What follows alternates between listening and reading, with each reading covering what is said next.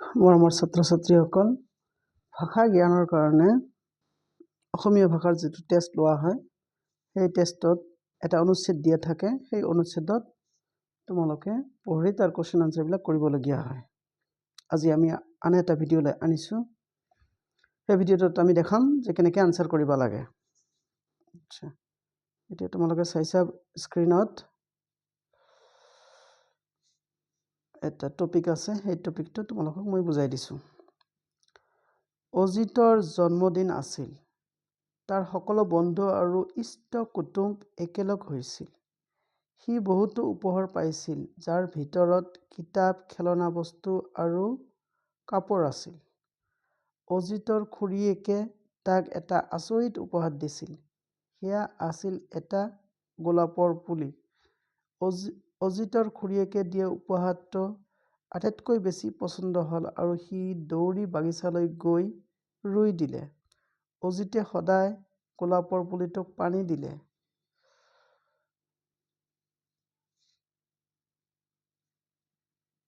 তাৰপিছত তোমালোকে চাই আছা, পানী দিলে নহয়।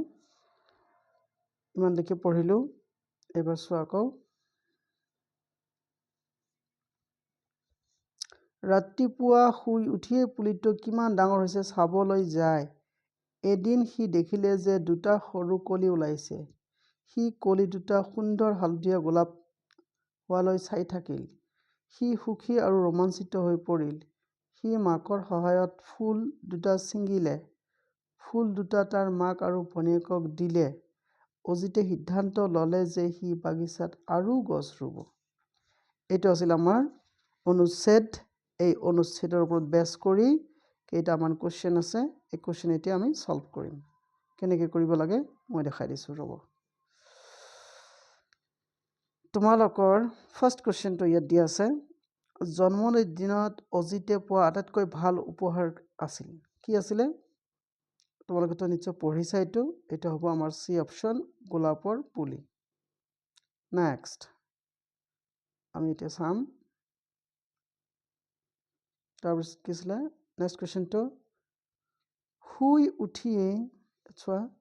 উঠিয়ে অজিতে কি কৰিবলৈ লয়? আচ্ছা, পঢ়িবলৈ লয়, পুলিটো চাবলৈ যায়, গা ধুৱে, স্কুললৈ যায়। তোমালোকে জানা এইটো হ'ব আমাৰ পুলিটো চাবলৈ যায়, বি অপশ্যন।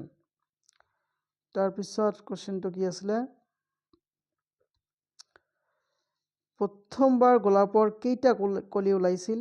তোমালোকে নিশ্চয় পঢ়িছা, দুটা কলি ওলাইছিল। সেইকাৰণে আমাৰ অপশ্যন চিটো কাৰেক্ট হ'ব। তাৰপিছত আছিলে কুৱেশ্যনটো, অজিতে গোলাপ দুটা কাক দিলে? আচ্ছা, কাক দিলে? মাক আৰু ভনীয়েকক দিলে। ইয়া অপশ্যন চি তোমালোকৰ ৰাইট এনচাৰ। তাৰপিছত আছিল লাষ্ট কুৱেশ্যনটো, ৰোমাঞ্চিত শব্দৰ অৰ্থ হ'ল, ইয়াত আছে উদাস, ভয়, উত্তেজিত, আচৰিত।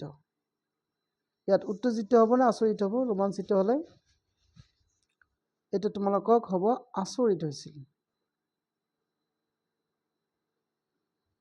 আচৰিত হ'ব নে উত্তেজিত হ'ব? ৰোমাঞ্চিত, উত্তেজিত নহয়, এয়া আচৰিত হ'ব। তোমালোকৰ এনেকুৱা কনফিউজন কিছুমান থাকে, কিন্তু তোমালোকে খুব সাৱধানে আনচাৰটো কৰিবা, কাৰণ কনফিউজন থাকি যায়। ৰোমাঞ্চিত ইয়াত আচৰিত হ'ব, উত্তেজিত নহ'ব। উত্তেজিত আচৰিত মানে টেক্সটৰ ওপৰত বেছ কৰি একে যেন লাগিছে, কিন্তু নহয়, এইখিনিত আচৰিত হ'ব। এয়াই আছিল তোমালোকৰ ভাষা জ্ঞানৰ এটা সৰু ভিডিঅ'।